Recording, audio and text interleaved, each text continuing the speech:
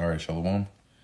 First and foremost, I want to give all praises, honor, and glory to Yahweh, Bahasham Yahushai, Bahasham Rachakudash. Double honors to the elders and the apostles of Great Millstone, and peace and blessings to the elect. And we're back with some more headlines. Starting to see some interesting turn of events here in terms of how the Lord is moving these prophecies along here.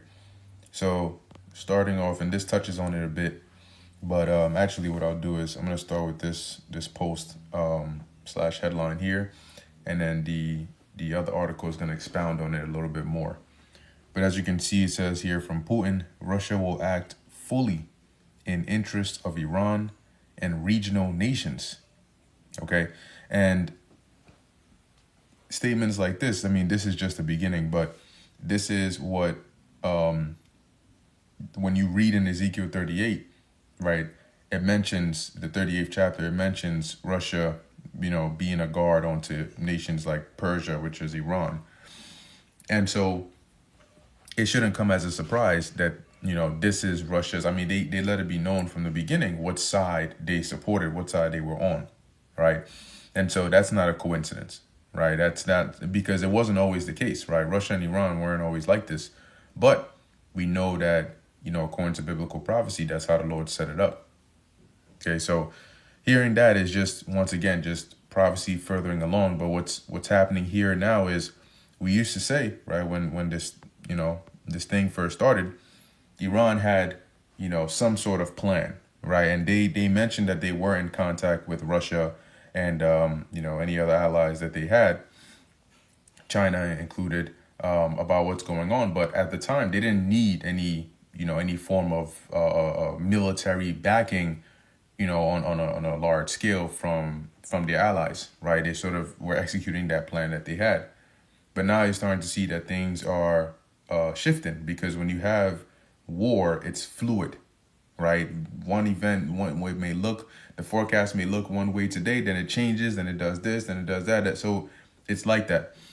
But now what you're seeing is, with this blockade that the U.S. has set up, now they don't have to drop bombs on Iran, but they can still put pressure on them, because Iran is not able to now export their oil because of that blockade. And that's going to lead to shut-ins if nothing happens, which is a problem for Iran, because their oil system, at least the way they set it up and designed it, wasn't for storing oil. It was for exporting, right? So they get it out the ground, they load it up and they export it. It wasn't more like setting up storage facilities where you can just store any excess oil. I'm sure they might have some forms of it, but not on a wide scale. So if you're not able to export the oil that you're getting from the ground, eventually you need to start, closing up those sites where they dig up the oil from. And once they close up, it's very difficult, if not impossible, to reopen them back up. So eventually it starts to have an effect on them, and that's the pressure right there. So here, I think it was today, you had the Iranian foreign minister that went to Russia, basically spoke with him, which we'll read a little bit about that in this article.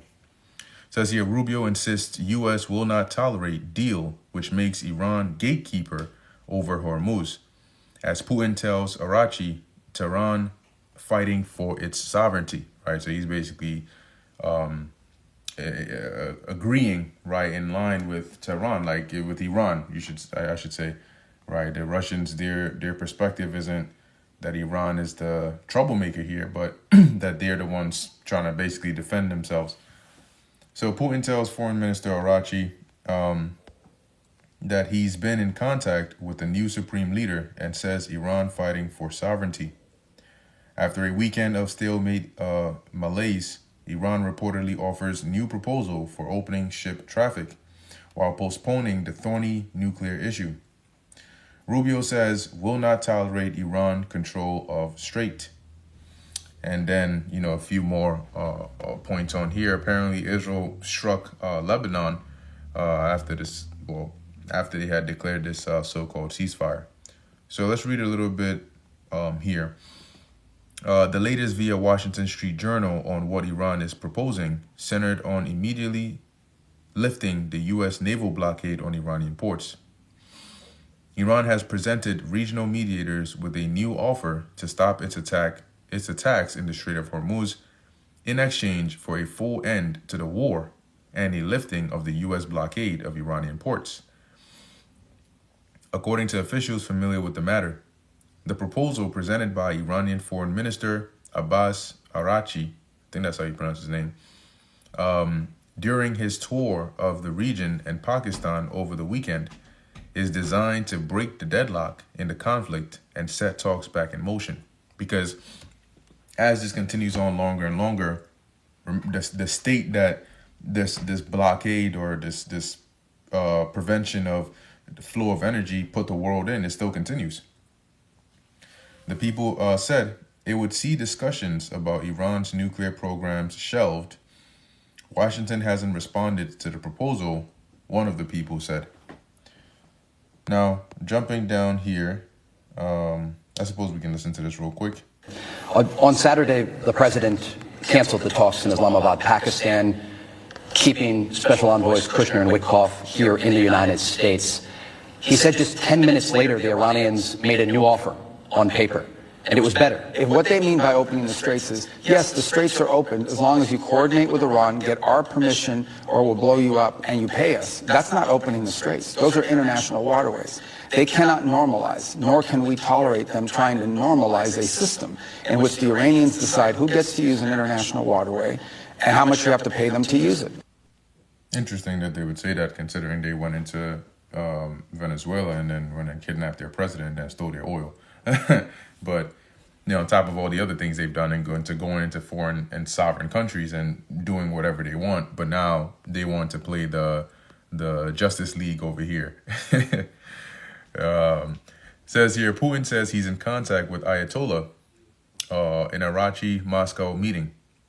President Putin, Foreign Minister Lavrov, and Iranian Foreign Minister Araghchi have been meeting in Moscow after warm greetings and amid competing narratives over the future of the Strait of Hormuz. Because remember, Russia has vested interests in Iran and also in that region.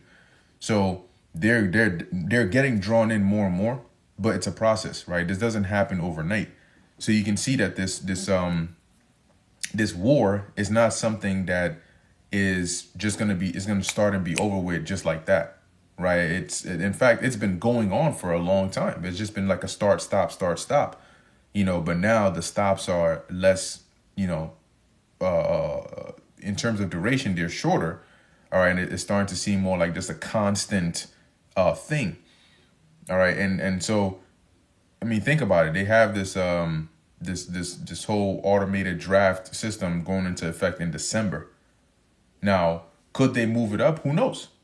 All right. But you can see that this is something that isn't like your average stories that just pop up one day and then 2 weeks later it's gone. And what happened to everybody almost forgot about Trump saying this would be over in, 4 to 6 weeks? I think that's what he said.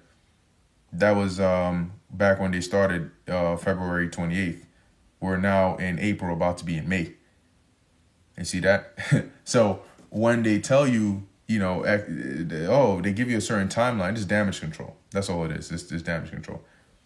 But back to this. The Russian leader said something surprising right out of the gate. At a moment, Ayatollah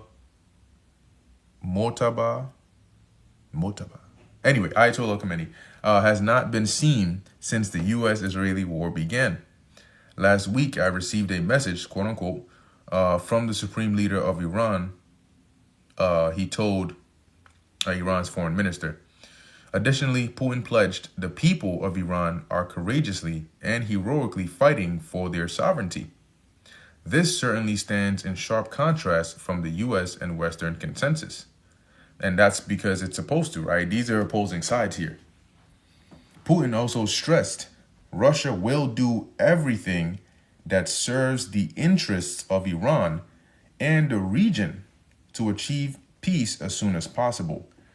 And this is why in Ezekiel, I believe it's still Ezekiel 38, it mentions that the Lord, matter of fact, let me go there real quick.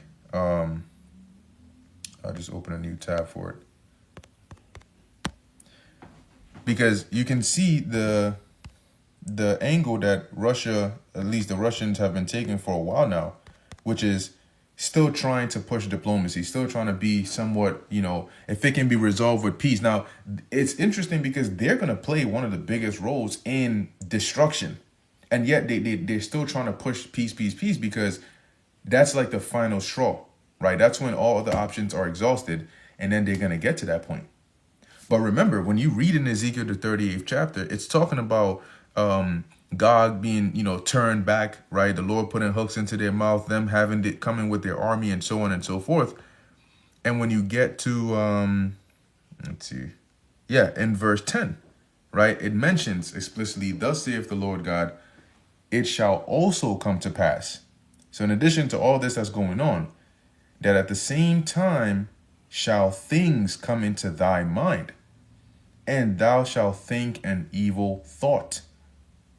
See that? So when you see, right, Putin responding in a way like this, when even though you can see that the U.S. is blatantly against and using whatever means they can to attack Iran, Russia says they're going to be in support of Iran, right? Which means they're not going to sit there and let Iran get obliterated and destroyed. In fact, I'm pretty sure Trump knew that, which is why he didn't blow them back to the Stone Ages, because he knew what would happen, right? He knew that Russia wouldn't sit by and just let that, oh, okay, cool, go ahead and blow them to the Stone Ages, and then, all right, we'll just call it a day now. No.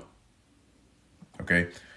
So when he says this, right, about Russia will do everything that serves the interest of Iran and the region to achieve peace as soon as possible, it still mentions of peace, but there's going to come a point in time when the Lord is going to put an evil thought into their mind. And that point in time is going to be when diplomacy is 100% out the way. Meaning you've exhausted any forms of it that you can. They thought they did previously, but now they're back to the table, right? They're still trying to find a way around it. But in trying to find a way around it, it's only pushing them further and further and further to the one realization, which is there is no way out of this but through war. And once they fully hit that point, which it takes time, and the Lord is orchestrating it all, but once they fully hit that point, you're going to start to see that that's when things are going to start picking up more and more. I mean, on that war front. Okay, because they're going to realize there is no talking to these people. You can't. And that evil thought is going to sink right up into their minds, and they're going to start speaking with their missiles and their different weaponry. Remember, the ground invasion, the ground war is still yet to start. So there's still a few things that need to take place. That's why the Lord said, but the end is not yet. After Tehran on Monday made clear that it sees the future of the Strait of Hormuz as being under Iranian military control. An earlier headline which pushed crude prices up, and within hours later on this as well. So he said that, but right up above, right, Rubio just said, no, the U.S. ain't trying to hear that. They don't want that. So that's like a deadlock, right? You can't get around that. And Iran knows that there's only so much they can give up to try and come to an agreement without completely just making themselves subservient, right? Giving up any form of what perceived leverage they would have. So there's a lot going on that front. But like I said, you're seeing now the more visible, because before Russia obviously was still involved, but it was more behind the scenes. But now you're seeing it on a more visible level where Iran is saying, look, the situation is escalating. It's not looking too good. But before we hit that point, just tapping you on the shoulder, letting you know, look, start looking over here, see what's going on. And that's all the Spirit of the Lord working anyway. So next, this I found kind of interesting as well. Nothing too crazy, but the narrative, right, being pushed with this. Remember, whenever you have these events that take place, right, we'll just call them situations, whether organic or not, you always got to look at how it's being branded and pushed on the social platform, mainstream media, and so on. So with this whole White House, shooting situation, what's coming after it? Key terms, right? Radicalization, social media, online, and they tie that into, when you read down here, things that he said about like Trump, right? Saying that he was basically a Nazi and that kind of stuff. So what you start to see is a web that's being weaved, tying in somebody who is online saying that they've been radicalized, right? And that through that radicalization, through that mindset of seeing and speaking evil against Trump, it led him to do something like this, which is dangerous. So the web starts to spread when now what's separating you, who don't like Trump, from him, who also didn't like Trump? How do they know you won't go and do something he did, at some point?